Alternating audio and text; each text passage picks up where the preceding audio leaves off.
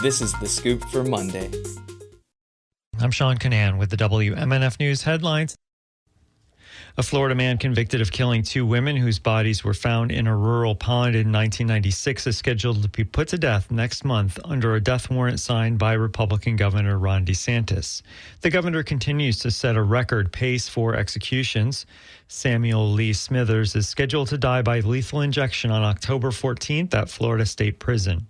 Smithers would be the 14th person set for execution in Florida in 2025. That's by far the most in a single year and the most in the U.S. DeSantis signed the death warrant Friday night, a few days before the scheduled execution on Wednesday of David Joseph Pittman. Another convicted killer, Victor Tony Jones, is set to die on September 30th. Sand placement began last week for Pinellas County's Beach Nourishment Project. It will strengthen storm protection and provide habitat for sea turtles and shorebirds along the barrier islands.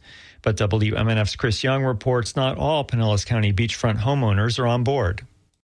The project involves replacing sand lost to erosion from Clearwater Beach to North Reddington Beach on Sand Key, along with Treasure Island and Upham Beach. But the Sand Key portion of the project will be constructed with gaps because the county has not been able to obtain more than 91 temporary construction easements as of Friday.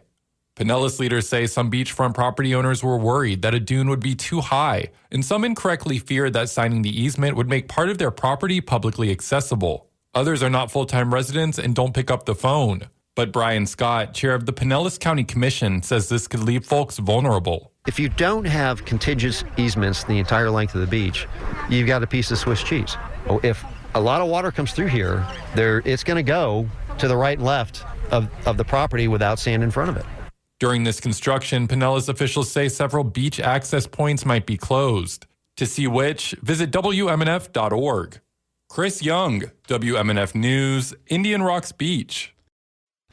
Israel has intensified airstrikes in Gaza City, killing at least 32 people, including 12 children, according to medical staff. The strikes are part of an offensive to take over the city, which Israel claims is Hamas's last stronghold.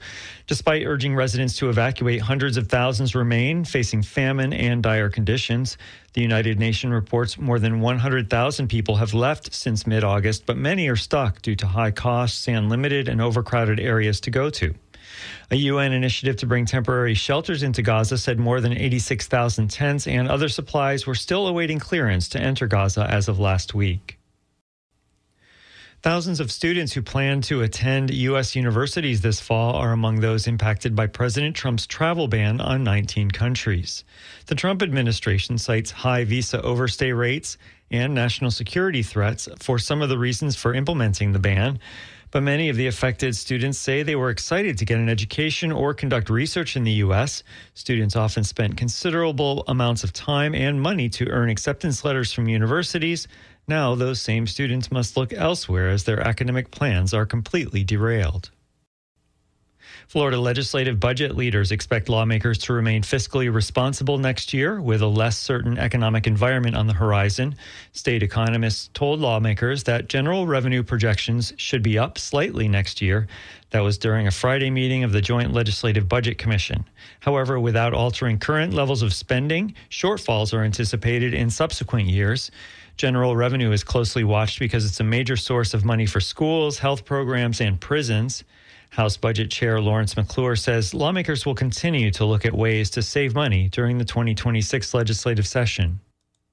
I intend for the House to dig even deeper this year for efficiencies, for waste, ineffective programs. I believe it to be our duty. Florida's 2025 legislative session ended 45 days late after the House and Senate struggled to finalize a state budget. Passing a balanced budget is the only bill the legislature is constitutionally required to pass each year. It will be partly cloudy today with highs in the low 90s. Tonight, mostly clear, overnight lows in the low 70s, and partly cloudy tomorrow with highs in the low 90s. I'm Sean Canan with the WMNF News headlines. This is The Scoop, recorded at WMNF Tampa.